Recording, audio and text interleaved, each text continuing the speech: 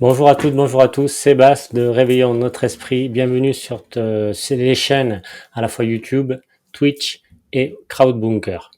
Alors, en introduction, déjà, je vais vous dire que cette quatrième vidéo, c'est la cinquième vidéo, pardon, et la quatrième vidéo sur la troisième injection a été supprimée à deux reprises sur YouTube, donc elle est toujours disponible sur la chaîne Twitch de Réveillons notre esprit et sur la chaîne Sébastien de Crowdbunker.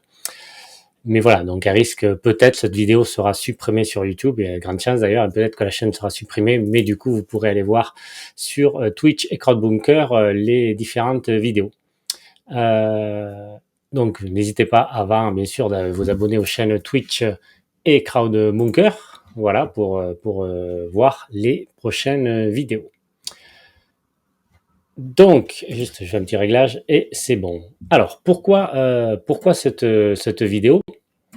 Pourquoi cette vidéo sur la pandémie et bienveillance? Un titre un peu accrocheur peut-être, un petit peu bizarre. Mais en fait, au fil des discussions que j'ai pu avoir avec plusieurs personnes sur la pandémie, des gens, des personnes n'ont pas été bienveillantes du tout, c'est le moins qu'on puisse dire. Beaucoup de personnes, elles souhaitent véhiculer les informations officielles, alors qu'elles ne seront pas rémunérées par l'élaboration, pour les labos pour le faire.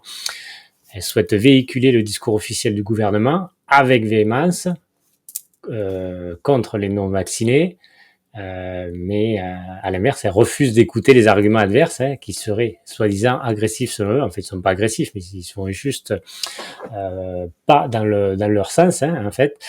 Notre discours, donc celui des éveillés, est contraire à la pensée dominante, ça vous avez bien compris, et donc est suspect, et voire considéré comme de la fake news, voilà le grand mot du siècle. Fake news, en fait on nous dit ça quand on passe pas comme la pensée dominante, comme la pensée officielle, donc c'est plus facile de dire que c'est une fake news plutôt que de dire que c'est la vérité et que le discours officiel ce sont des mensonges.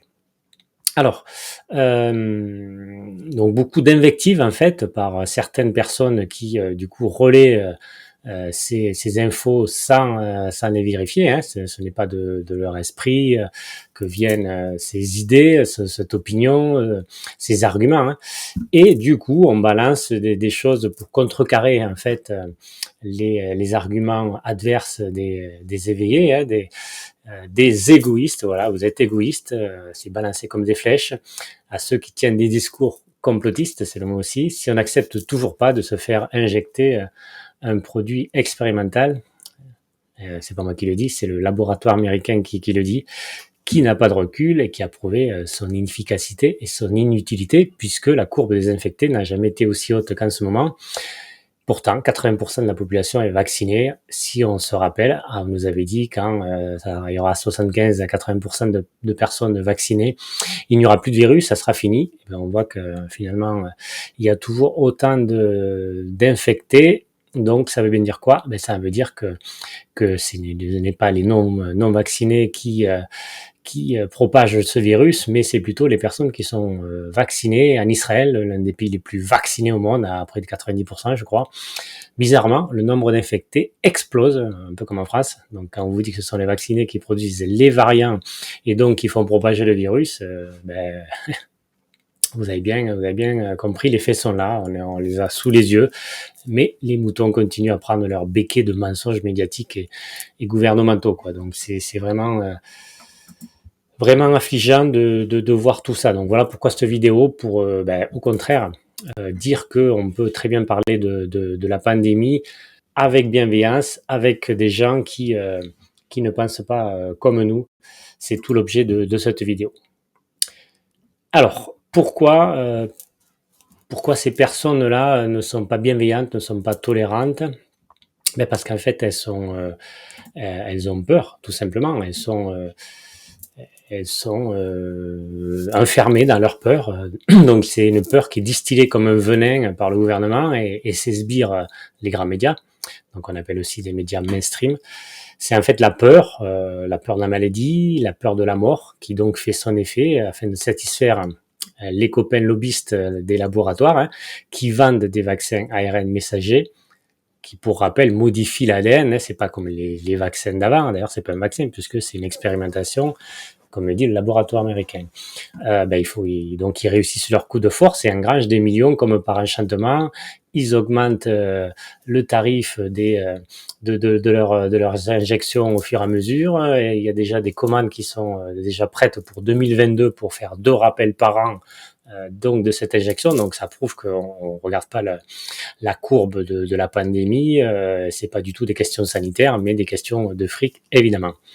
Du coup, sans discernement, sans réflexion, la manipulation de masse s'invite au cœur des familles.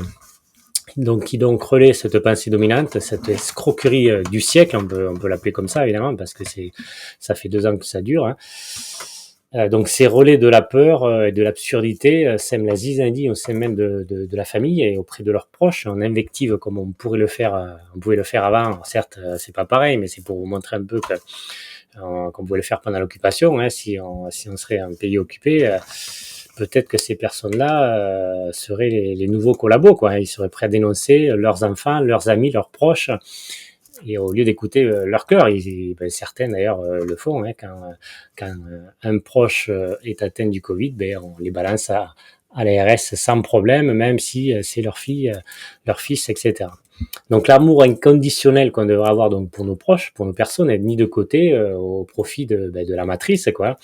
Le monde est en train de changer, ça on le voit bien. Donc en bien ou en mal, en bien pour les personnes qui du coup commencent à être éveillées, à regarder d'autres informations et à démêler le poteau rose, quoi, enfin cette escroquerie sans nom, et le monde change à l'inverse où certains se révèlent vraiment leur vraie nature, ou alors une nature enfouie, une personnalité qui nous avait pas affichée jusque-là. Et donc voilà, donc espérons que ça puisse se transformer vers l'amour, la bienveillance et le respect en fait. Mais bon, ce monde-là, pour l'instant, il est encore en transformation et il n'est pas encore complètement changé, et pour un monde beaucoup plus bienveillant et respectueux. Donc ces personnes-là donc qui invectivent des fois vont beaucoup loin, vont trop loin, pardon. La personne dit qu'elle va mettre en danger le non vacciné va mettre la personne fragile en danger à son contact, donc si elle n'est pas vaccinée ou elle fait un test auparavant, hein, pour les fêtes de fin d'année par exemple. Certaines familles peut-être vous demanderont de faire un test. Mais ce qui est un peu contradictoire, enfin même qui est complètement contradictoire, si la personne est vaccinée, soi-disant protégée contre les formes graves de la maladie, comme dit le discours officiel, elle n'a plus rien à craindre. Elle n'a plus rien à craindre, elle n'a pas peur de la maladie, puisque elle serait protégée. Donc on peut, pour le coup, très bien recevoir une personne vaccinée, non? Enfin, si on est logique, c'est là. Sauf que c'est là que le bas blesse, car la personne vaccinée reconnaît que le vaccin n'est pas efficace. Et que du coup, non, il faut quand même, j'ai quand même peur, quoi. Voilà. Donc on se demande, si tu dis que le vaccin n'est pas efficace, pourquoi tu le fais alors? Pourquoi tu le fais? Et tu continues à prendre des doses successives sans se poser des questions, alors que, et en plus avec des délais rapprochés. Donc les faits sont devant nos yeux, mais ces personnes-là ferment les yeux et ne retiennent en gros que ce qui fait peur, puisque même les médias traditionnels et même le gouvernement, puisqu'il dit un peu le tout et son contraire des fois dans la même phrase, donnent les informations, quoi. Donc ces médias mainstream, on dit notamment que le virus ne tuait que 0,0002% de la population, et pourtant on en a peur, quoi. Voilà. Pire, personne ne doit tomber malade pour un virus contagieux, mais pas dangereux. On a cherché l'erreur. On a peur maintenant de cette maladie. En fait, on a peur, on a peur comme une grippe, quoi. On a peur qu'on ne veut plus tomber malade, on ne veut plus choper la grippe, on ne veut plus avoir la gastro. Enfin, on marche sur la tête. Si cette maladie je l'ai eu, donc je peux en parler. Parce qu'on va me dire, oui, tu l'as pas eu, c'est pour ça que tu l'as dit. Si, j'en ai bien souffert pendant une semaine, 10 jours. C'est pas grave, évidemment. c'est clair. Donc je suis pas, voilà, je dis pas que le virus est pas embêtant, c'est pas ce que je dis. Mais par contre, il est très très peu mortel, quoi. Et donc du coup, si, enfin voilà, il faut être logique, quoi. Si on nous disait que avec une injection, avec un vaccin, on serait protégé des formes graves, donc du coup, la petite partie de mort, ben, ne serait plus là, il y aurait plus de morts. Si vous êtes vacciné, ben, on voit bien que ben, déjà c'est pas vrai. Et puis deux, ben, ces personnes-là, elles continuent à être dans la peur et continuent à invectiver les non-vaccinés alors qu'elles devraient être au contraire rassurées, quoi. Donc c'est vrai que cette peur engendre dans la tête de ces gens-là, de ces personnes malveillantes. Je dis attention, je fais pas d'amalgame entre les vaccinés et ces personnes-là. Hein. C'est des personnes vaccinées, mais c'est pas toutes les personnes vaccinées qui ont ce raisonnement-là. Mais malheureusement, j'ai noté quand même qu'il y en avait beaucoup qui du coup, sans rechercher d'informations, connaissaient la vérité.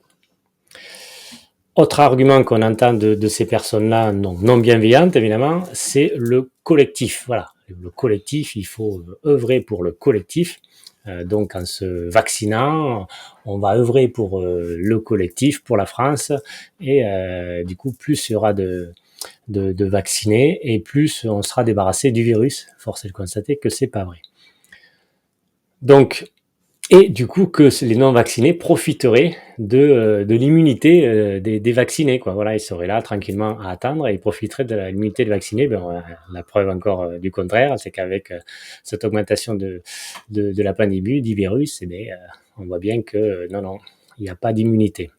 Et au contraire, ceux qui ont eu le Covid ont beaucoup plus d'immunité que les autres, c'est bien connu. Donc encore, chercher l'erreur, évidemment. Ces personnes-là, donc, joueraient, eux, collectif. Voilà.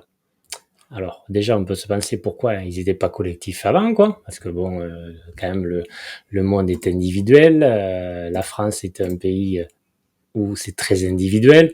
Chacun pense pour sa pomme. Pas tous, évidemment, mais beaucoup de personnes sont dans ce raisonnement et tout d'un coup, elles seraient collectives. On va pas nous la faire. C'est plus elles pour elles se rassurer à elles ou alors très souvent aussi pour pouvoir recevoir leurs enfants ou alors aller faire leurs activités et du coup obtenir le pass sanitaire. C'est pas pour ça. Et d'autant plus, donc j'ai envie de dire que moi, s'ils sont collectifs, ok, alors pourquoi continuent-ils à polluer la planète, à ne pas faire attention à la nature, à leur environnement, qui est important, puisque du coup, si on abîme la planète, ce qu'on a fait, on voit bien il y a des catastrophes, on voit bien qu'il y a des particules qui circulent dans l'atmosphère, de la pollution, et du coup, on baisse notre immunité et on peut se rendre malade, et certains sont malades, et il y a de plus en plus de maladies à cause de la pollution. Donc, est-ce que le bien-être de notre planète et donc des personnes qui y vivent n'est pas important pour ces personnes-là?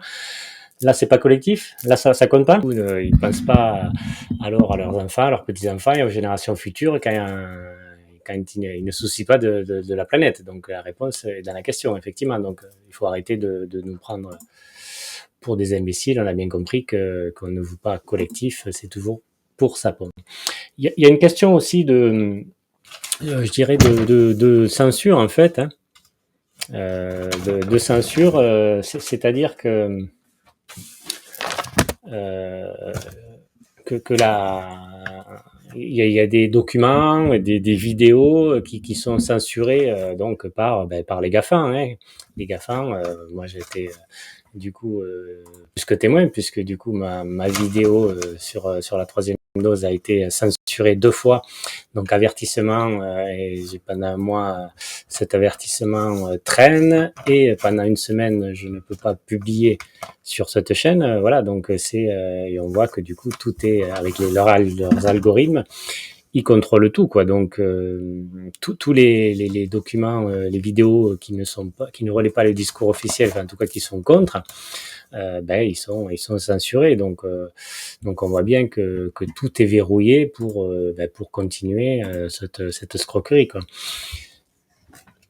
Donc, en parlant de ça, il y a la Tribune de Genève, alors pourtant qui est un média, hein, donc là pour le coup, qui indique que les vaccinés entrent plus en soins intensifs que les non vaccinés. Ça a été confirmé par des chiffres de la DRESS, organisme de statistique officiel en France.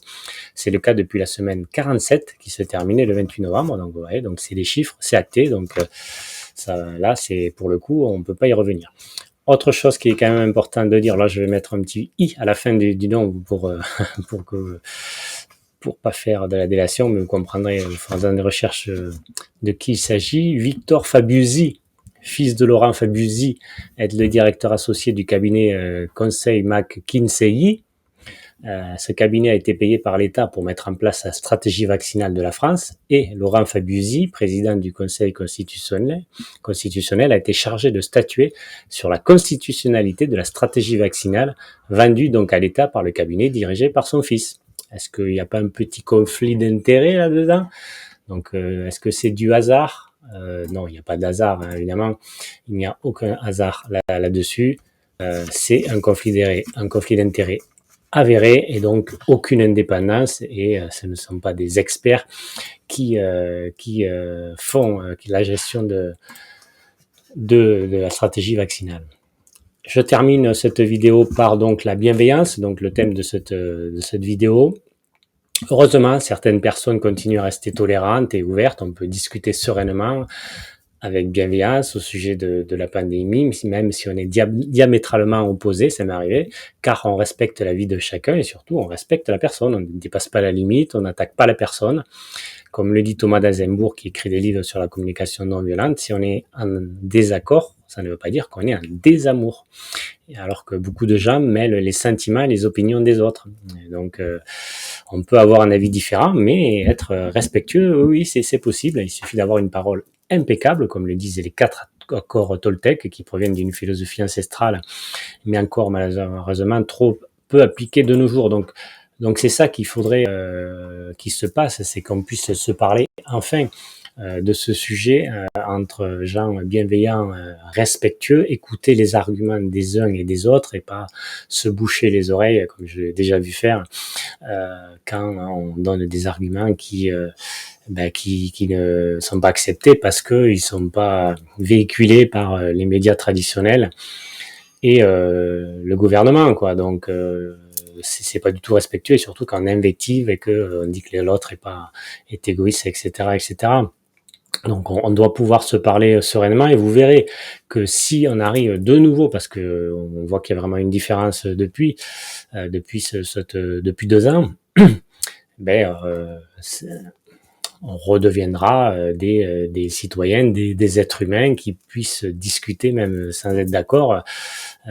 Comme me disait Voltaire, je ne suis pas d'accord avec ce que vous dites, mais je me battrai pour que vous puissiez l'exprimer, quoi. Donc ce n'est pas normal de ne pas pouvoir parler de ces sujets-là et d'être complètement fermé et voilà et de traiter de complotiste quand on n'a plus d'arguments parce que on s'est pas informé et après de dire que oui ben moi j'écoute les experts, les scientifiques, le conseil scientifique etc comme j'ai pu l'entendre dans de nombreuses reprises. Ben, renseignez-vous, vous verrez que le conseil scientifique est tout sauf indépendant et c'est tout sauf des experts patentés qui ont fait leurs œuvres dans les hôpitaux, vraiment comme les professeurs Perron, professeur Raoult et bien d'autres qui ont été écartés parce que ils voulaient soigner, quoi. Donc voilà, il faut arrêter un petit peu avec tout ça, redevenir serein, se parler sereinement et vous verrez que si vous écoutez les arguments des autres, ils sont pas tous fallacieux et c'est souvent euh, c'est souvent du bon sens en fait. On fait que montrer les incohérences du gouvernement, des médias qui disent tout et leur contraire des fois dans la même phrase. En tout cas, à des mois séparés, la différence. On le dit une fois que, par exemple, qu'il ne faut pas porter le masque. Après, il faut porter le masque. Après, il faut fermer les écoles. Après, il faut pas fermer les écoles. Mais attention, on met un protocole quand même en danger. Mais on ferme une classe. Enfin, voilà. Évidemment, s'il y a vraiment un danger pour les enfants, on ferme l'école. Évidemment, il faut protéger. Donc, s'il n'y a pas de danger, pourquoi faire ce cinéma, quoi? Donc voilà, il suffit de voir les incohérences, pardon, et vous verrez qu'effectivement, la plupart de ceux qui sont éveillés eh ben, ne racontent pas des fake news. Je vous remercie de votre attention et je vous dis à une prochaine vidéo. Au revoir.